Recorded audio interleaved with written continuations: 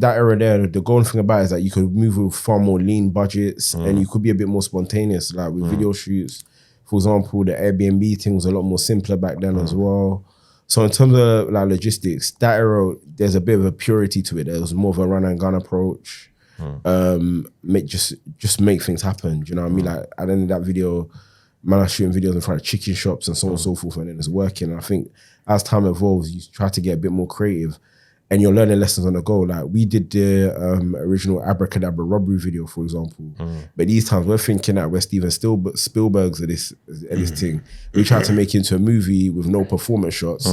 The video just didn't bang. And obviously he's gone and done the remix. The remix bang still. You get what I'm saying? Who filmed that bang? That went to GRM Daily. That went to Graham Daily. They showed you levels that day. Lessons. You know what I'm saying? Because I don't even know your first video. That's what I'm saying. But that robbery remix video, that man took you to school still. With the big phones and that. Oh yeah, I never took you to school, but man definitely learned. It's all lessons, do you know what I mean? First he was like, if you don't want your producers dancing all in your videos, he tried to even their throat. I didn't even know you did the first one, but it is what it is, man. It's learning curve.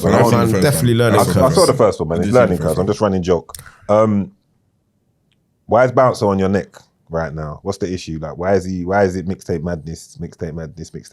What have you done? To be honest, I'll keep it 120% with you. You're gonna say you don't even know? No. I'll keep it 120%.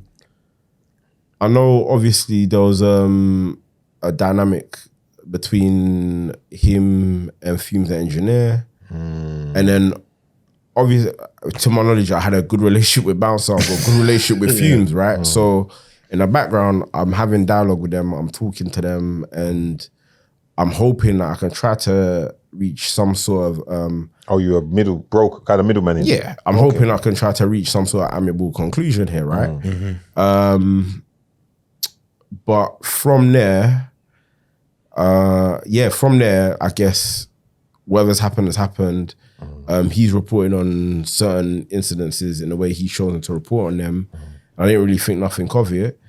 And then, so when I guess, I haven't actually seen the content myself, but one of the guys had mentioned to me, like, he had brought up the fact that either Mixtape Madness hadn't promoted him or something to that effect. And so, yeah, I just literally just dropped him a message and said, yeah, like, we'd been speaking prior, so by all means, I'm happy for us to kind of have a catch up on the phone so I can understand the root cause of your frustration. I didn't get a return, like the call was never returned. It's just been left as a missed call. So I guess from my side of the fence, if I have caused offense, I'm more than happy to kind of have a conversation on the phone to address that, whatever that issue is, do you know what I mean? And clarify the point. But yeah, aside from that, you know what I mean? I didn't know. I mentioned it several times, but I saw you mentioned it again today as well. Yeah, fresh. I don't know, if you give me context, then maybe I can answer the question, but... It was, I think what he's basically saying is, and you can answer this actually, he's saying that the times of artists needing pages like such as yourself are coming to an end because everyone it's easier to get direct to consumer now. Like you can own your own IP and you can get direct to your fan base without paying a page anymore for that traction. That's not, I don't feel that thing. And I don't Do you agree with that? The time of, yes, I agree with the point that before, obviously, the volume of artists you'd get to upload videos to your channel, and then your channel kind of being like a cut through for artists to blow, the relevance of that now has somewhat diminished because because one, of course, artists can now go direct to consumer, which is a good thing, right? When you come to the game as a platform, I guess your main, you know what I mean? Your main aim isn't to, or my main aim isn't to kind of like monopolize everyone uploading their video to Mixtape Madness. And I'll be honest with you, even from a business perspective, visuals, I wouldn't say have been my main focus business model anyway. People have always told me like your competition's GRM Daily, your competition's Link Up TV, your competition's SBTV. I humbly say, all right, if you feel that's my competition, thank you for telling me. But in my head, I know what my business model is, and it's not that. So even when you're asking, even when you're making that statement to me about the relevance of pages and blowing up artists, of course, the game has changed. Marketing in music is changing almost every 6 months.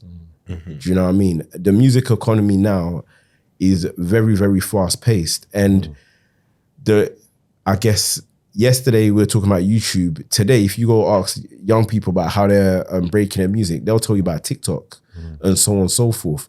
So in terms of that point,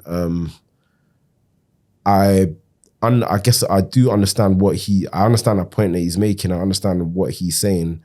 Do you know what I mean? And my whole thing is, but Mixtape Madness in terms of breaking artists, it's never really just been that. Do you know what I mean? Like I said, through Mixtape Madness, I've built a strong network of black lawyers. Yes. Do you understand? So there's an artist, there's at least